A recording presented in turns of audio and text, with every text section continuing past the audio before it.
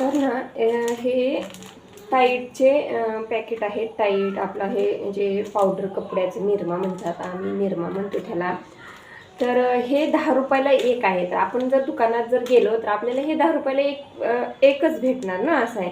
आणि 50चे जर आपण घेतले तर 5 भेटणार आपल्याला.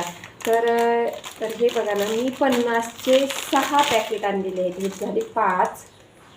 हे बघा, 1 2 3 4 5 आणि हे 6. तर असे मी 6 पॅकेट आणलेले आहेत 50चे. म्हणजे 5 पॅकेटावरती 1 पॅकेट फ्री. तर आमच्या इथं ना खाली गोडाऊन आहे, म्हणजे आमचं नाही आहे, दुसऱ्यांचं आहे. तर तिथं असं हे देतात, म्हणजे 5 रुपयाला ही 50 रुपयाला 6 पॅकेट देतात. तर असं दुकानात जर बघायला गेलं, आपण घ्यायला जर गेलं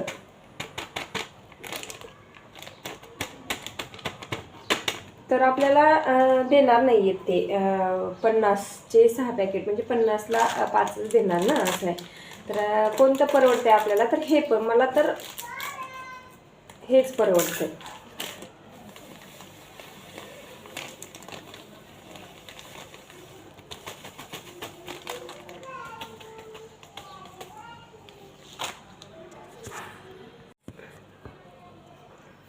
तर आता ना मी आता हे 50चे पॅकेट म्हटल्यानंतर ह्यामध्ये ना आपल्याला आता ह्यावरती लिहिले, म्हणजे त्यावरती एक्स्ट्रा वगैरे काही लिहिलेलं नाही आहे. तर जेव्हा आपण अर्धा किलो किंवा 1 किलोचं पॅकेट मोठं जर आणलं, त्यामध्ये आपल्याला पावडर कमी येते. तुम्ही कधीही चेक करून बघा. असे 10 रुपयाचे पॅकेट आणि तो जो पाव किलो किंवा अर्धा किलो 1 किलोचं पॅकेट आणून बघा, त्यामध्ये तुम्हाला म्हणजे एक पॅकेट तुम्हाला त्यामध्ये कमी भेटणार. किलो किंवा अर्धा किलोच्या पॅकेटमध्ये तुम्हाला हे पॅकेट कमी भेटणार. आणि ह्यामध्ये जर आपण असे 10-10 रुपयाचे जर पॅकेट जर आणले तर आपल्याला ह्यामध्ये जास्त येणार. कारण मी बऱ्याच वेळा ट्राय करून बघितले, म्हणजे ह्या बाबतीतही. कारण जो हा माझा डब्बा आहे ना, तर हा अर्धा किलो आणि अर्धा किलो म्हणजे अर्धा किलोमध्ये थोडासा एक पॅकेटाचा उरतो. तर म्हणजे पाव किलो समजायचं, पाव किलो आहे. तर आता हे 5 पॅकेटाचं मिळून पाव किलो बरोबर होतं. तर ह्या 5 पॅकेटामध्ये माझा हा पूर्ण पूर्ण डब्बा भरून जातो.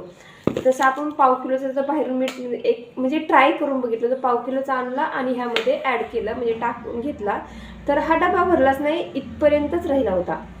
आणि जेव्हा हे 5 पॅकेट आणून जर मी ह्यामध्ये ओतला तर माझा हा पूर्ण डब्बा भरलेला होता. त्याच्यामुळं तेव्हापासून मी काय करते, तर असेच पॅकेट आणते 50 रुपयाचे किंवा 100 रुपयाचे. तुम्हाला ना म्हणजे 50चे 6 येणार, तर 100 रुपयाचे 100 म्हणजे 12 तुम्हाला पॅकेट भेटणार 100 रुपयाचे.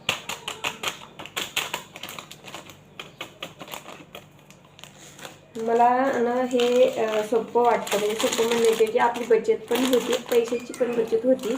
थोडा वेळ लागतो आपल्याला हे कट करून डब्यामध्ये ट्रान्सफर करण्यासाठी. पण चला, आपलं काम म्हणजे आपले पैसे कुठे बचत होतात हे गृहिणी प्रत्येक विचार करते. तर मीही तेच विचार करते.